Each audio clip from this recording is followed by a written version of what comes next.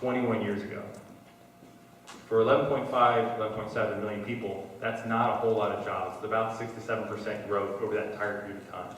Again, you can be a huge proponent of big government, or you could say be a big proponent of very attractive and generous packages for public sector workers, but you cannot have a vibrant government if you don't first have a vibrant private sector. We don't have a vibrant private sector in the state of Ohio, and we have not had one for a long time. And we can debate what we do to solve that private sector problem, but that private sector problem creates a government problem, because that cost structure is something that again becomes unaffordable under the current kind of who's paying for that. Again, half a million fewer private sector workers. On top of that, did Stark County get a triennial update on your property values this year? Did you get them? Did your auditor do your kind of, here's how much your property is now worth every 3 or 6 years? You do the triennial review. Did you get it? Yes? No? You don't know yet? Yeah. You did? Okay. I assume, like every other county, 50% of all Ohio counties are getting the triennial updates this year. And every single one of them, the net is a net loss for property owners. So our properties are all worth less. We lost 5.1% of our property value over the last 3 years, which means we've lost equity. We're not underwater, thankfully, but we've lost equity. But at the same time, our school wants us to pay increase our levies by about 10% or about 9% of our property. So they want my taxes to go up 9% at a time where my property is now worth less. That is the case all over Ohio for everybody, including folks in Stark County. So again, it's simply just a math problem, right? You just can't keep saying we need more, without really trying to kind of address the issue in a meaningful, structural way. And I think that's kind of where we really need to focus our time and attention, to say, look, wouldn't it be great if we all made more money? And who wouldn't want to make more money? And I think as Seth said, he's absolutely right. You can't pay, especially some of the folks that are putting their lives on the line, or teachers that are in really tough environments, enough money to do what they do. But lots of us put lots of time in and have difficult jobs, and whether you're a janitor in the private sector, or that's like that siren, it's great, or elsewhere. Everyone's working hard these days and facing losses, and it's simply a matter of saying we just can't keep going on the trajectory we're going, or we're going to drive more companies out of Ohio and more jobs. Ohio has lost half of its Fortune 500 company over the last decade. We can't continue that, and they're not going overseas, by the way. Yes, some of the jobs are going overseas. That's always the case. We live in a global environment. But as the Toledo Blade found, 57% of jobs did not go overseas. They went south, as in south of the United States and west. So we've got a real problem we've got to address. If we continue to have the 7th highest tax burden in the country at the local level, which Ohio does, we're just going to simply chase more and more companies away and have a smaller tax base to continue to pay those cost structures, and then we're going to have real problems in terms of staffing levels. Madam, sorry to each of you for reaching over everybody. We're going to do this tonight because we have one microphone. And in the way of logistical announcements, just one other thing. I understand the school, our friends here at the school, are trying to turn the lights up here. I apologize, it's so dark, but they haven't quite gotten that done yet. So we're working on it, apparently, and we hope they do before the end of the night. Matt, I want to just expand. The fact that you always throw out that strikes me the most is the school's own projections that show 96% of their general revenue funds in 4 years will be built up or eaten up by salary and pensions, et cetera. Maybe you can give us some other examples of how the employee costs, the personnel costs are playing, kind of driving this financial burden that local governments are facing. Maybe you can expand on that some.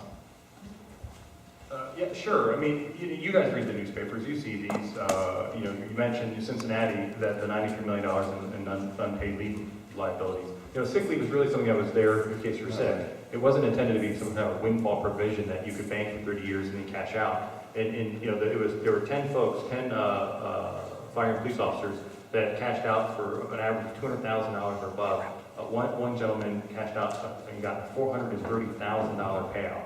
And you just can't have those kinds of liabilities and not expect to go broke. Columbus had, I think, it was 77 or 73 million in liabilities in terms of the unpaid sick leave issue. We have teachers, and Avon School District up in Cleveland. During the whole height of this stuff, teachers took professional leave to go down to a campaign rally, and so taxpayers got stuck paying that cost, but also had to bring a substitute in to actually be in the classroom that day.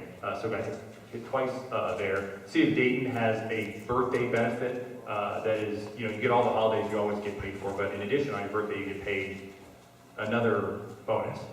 We've got the structures, as you may or may not know. Most people don't realize there's 3 bites at the apple in terms of the way contracts tend to work.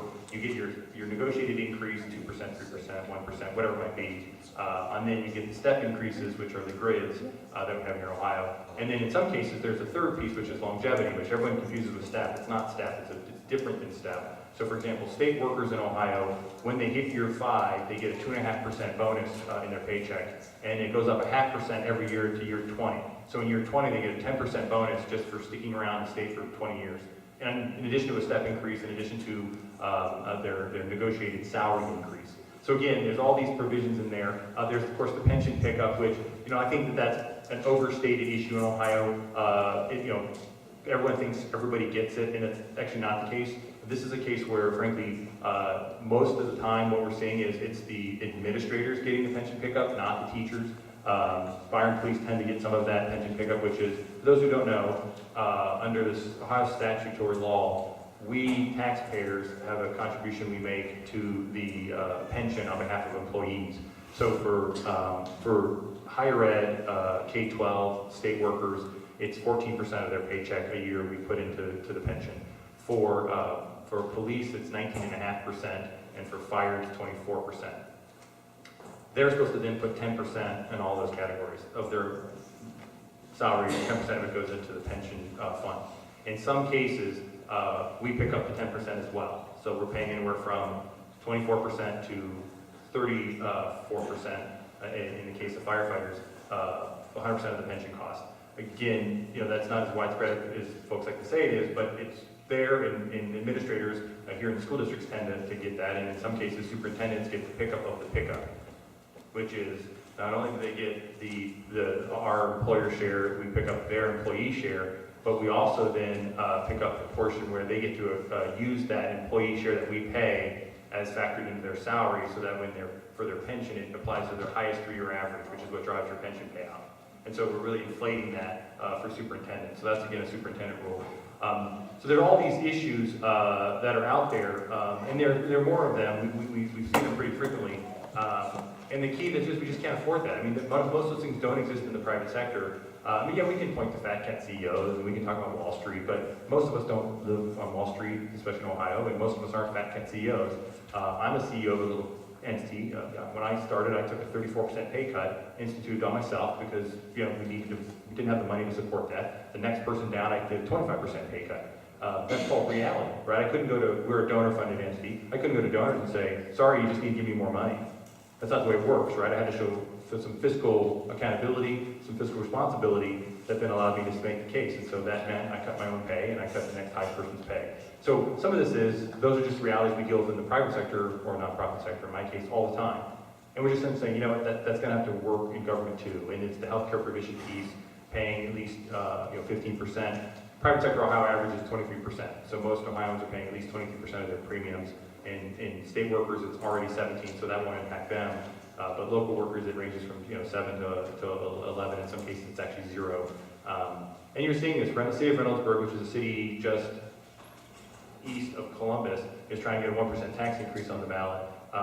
And they did their own report, which kind of cracked me up, where they said, oh, well, maybe we should start paying our own health care this, and maybe city council folks shouldn't get health care when it's only a part-time job, and well, maybe we need to reduce pay, and make all these things, and of course but we can't do that until the contract negotiation period comes up, and in the meantime, maybe you should raise taxes by 1%. And the deficit they're projecting is about 1.3 million. The tax increase would generate 5.8 million.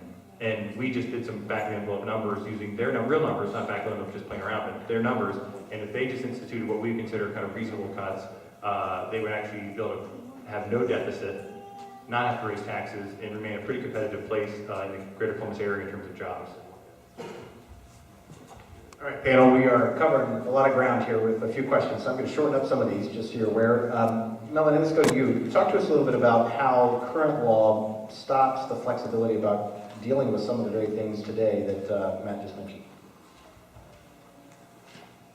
The cookies on the bottom shelf is what I had to do. I had to contact law directors and city managers and I talked to firefighters who are union. I even talked to one firefighter who's been non-union for more than 20 years. I wanted to get a handle on what was it in the bargaining process, what it looked like, and some of the pieces and parts that were described to me that I would consider restraining in terms of allowing the local governments, even the state government, but especially the local governments, to be able to survive the economic situation that we're in. Past contract provisions are usually automatically renewed. One county sheriff described to me that, in fact, let's see if I can get it in his words.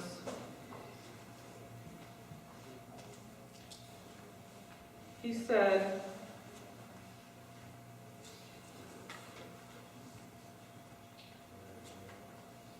not going to find it quickly, but he basically said at the beginning of the bargaining process, the sky's the limit. I mean, because they start from where they finished last and move up from there.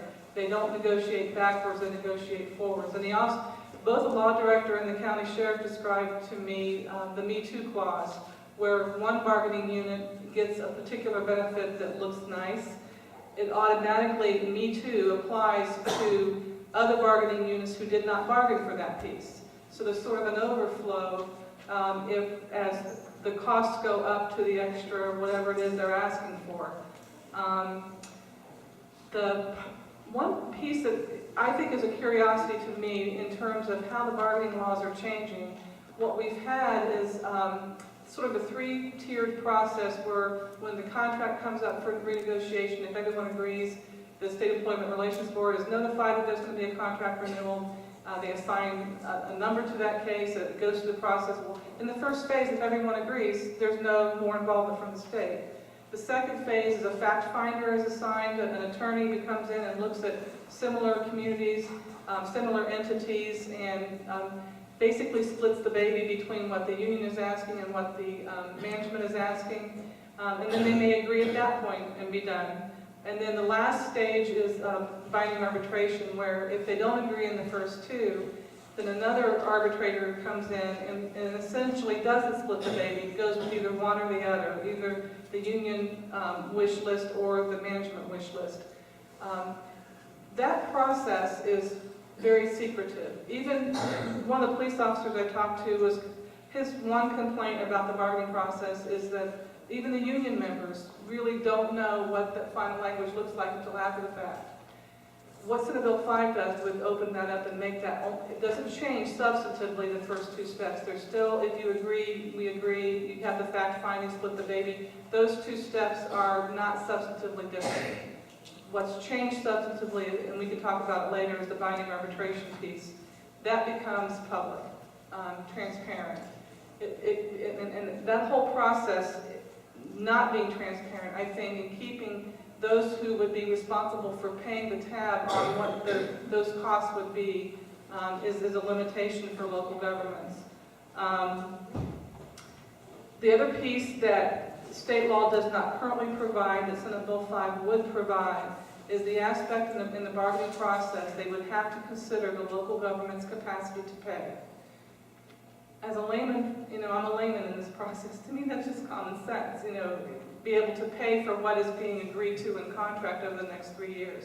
And everyone understands that in a 3-year period, things happen and things might change.